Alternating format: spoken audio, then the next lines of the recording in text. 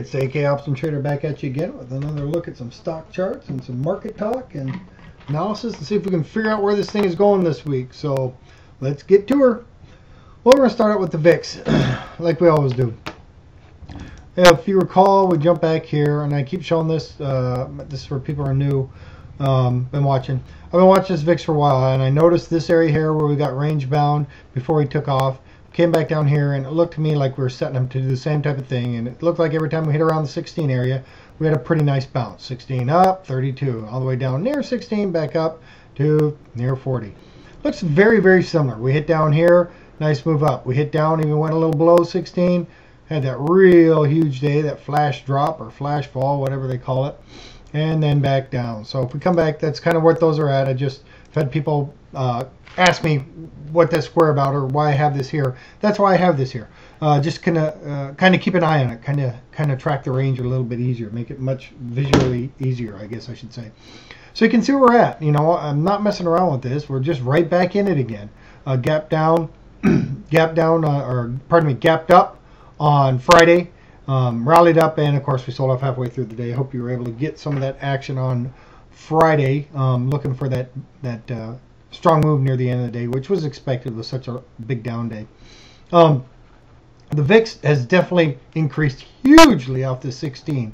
We're back in that 30. I thought we'd get to at least 32.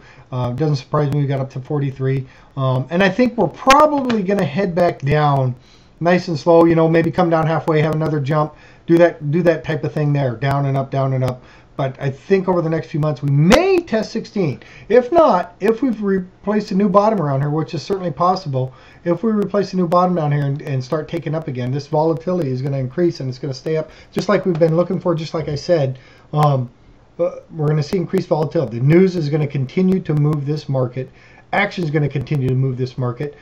Fear is huge with Greece, Spain, Goldman Sachs, you name it. Oil leaking out of the Gulf of Mexico, whatever it is. It's all huge. There's a lot of fear out there. Fear leads to insurance and puts and yada, yada, yada, an increased VIX and a scared market with big moves like we've been seeing the last few weeks. If you look back over the last couple months, look at the candles. Tiny, just nice, tiny moves. Nice and orderly, nice and up. You know, every once in a while you look at something, oh, that could be a top, no. That could be a top, no. And we had the same thing going back here, you know, looking at this one. Oh, that could be a top, but if you look back in the past, every time we had something like that, it just kept on rallying. But this right here, things changed right here, this day. Okay, and this was the 27th, April 27th. This is the biggest move we had in a long time. Things are starting to change, and that's when I was starting to notice it, you know, all the way back to here in February. And then when it followed up with another one, and another one. That's why I didn't buy that fat finger theory as soon as they started talking about it.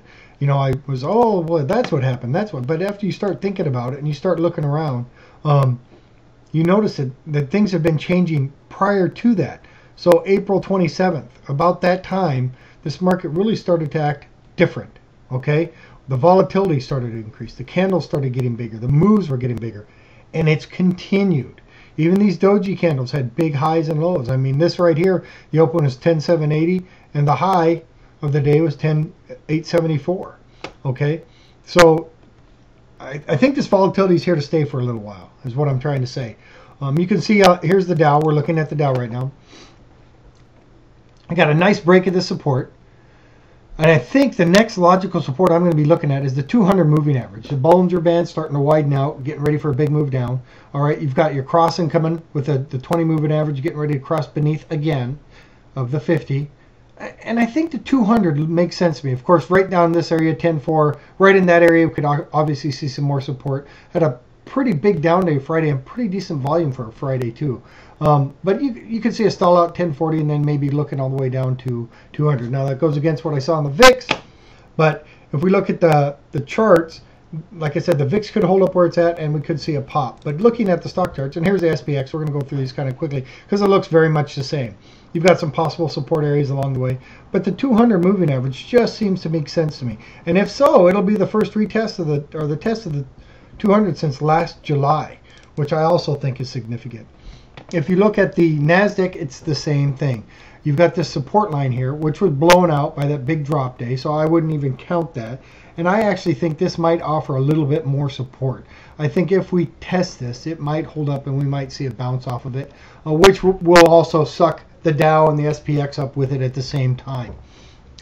Like I've been talking about, I think the NASDAQ and Russell have been kind of leading this market, so I've been looking for them to turn over and be the leaders to the downside. If you look back on Friday, the NASDAQ was down 1.98, the SPX percentage, the SPX is 1.88%, and the Dow is down 1.5%. So you can see them taking the leadership role on the moves down. Here's the Russell. I've been looking at the Russell a lot lately because I've been trading the Russell a lot in futures intraday type stuff. What I notice here, and it looks very similar, I know, to everything else, but what I notice here is this nice reversal signal here off a real strong move. You had 3 up days, nice reversal coming down. What we see is that we stayed beneath the 20 moving average on this move. You know, we closed above it, but the next day we're right beneath it, and now we're back beneath the 50 moving average. We've got this channel here we watched for a while that we had to break out, which was a great entry point. Now I'm looking for a move back into it. I don't know if we can count this day because of the weird action on a 1,000-point down day or 900 whatever it was day. I don't know if we can count that day into this move. So I'm going to be looking for pardon me, a move back into this channel, okay, and beneath this support 679 area. Once we get back in that channel, I think it's very possible to see us move back down, kind of play around, hit the top again, and maybe look for a big drop down to the 620, 630 area, 610 area inside this channel. So keep an eye on that. I still think, and I've still been, I've been saying for a while, I think Dow 12,000 is in the cards. And that's what I would be saying if we rally off the 200 moving average, or if we rally off some support before the 200 moving average. I'd be looking for a Dow 12,000. What I'd be looking for, if you see say we're at Dow 11.8 or 11.6, and the next day you have a huge gap up and it rallies right into the 12,000 area, I think that'll be our top. That's what I'm looking for. Anyway, I don't know if this is the top, but I do think we've got some more down movement to go in the near term next week, okay, with the news we got coming next week. Tuesday, Wednesday, and Thursday, we got a lot of news. Look at the blog. You can see the calendar on there. So although the VIX looks oversold, I just think that the indices are pointing to more downside to come.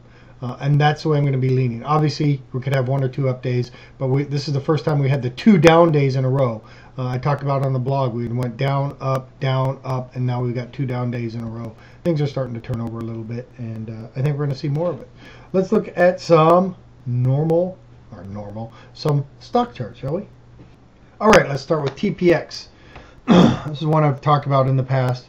Look at this thing. It's been on a tear. I mean, if you look back here, it was down under 10 bucks, and now it's up to 33 bucks. Just a monster.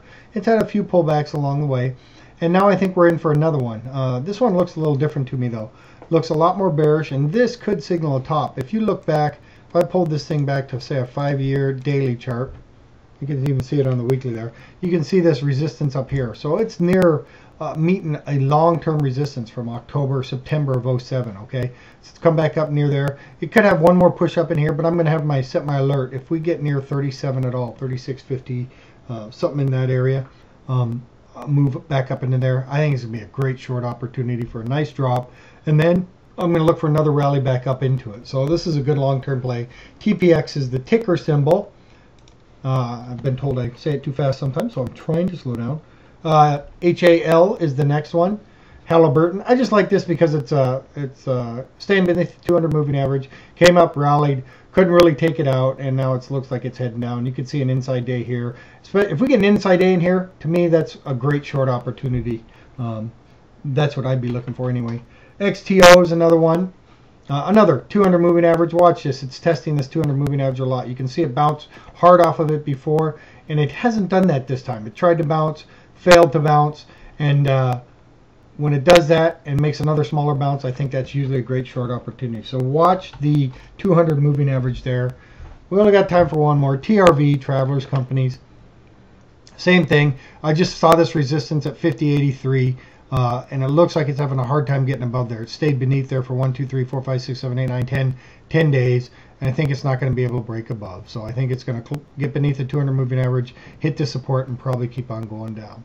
So that's it for the week. We got a lot of news coming out Tuesday, Wednesday, and Thursday. Retail jobs numbers, all that kind of stuff. So be cautious, trade well, expect more volatility.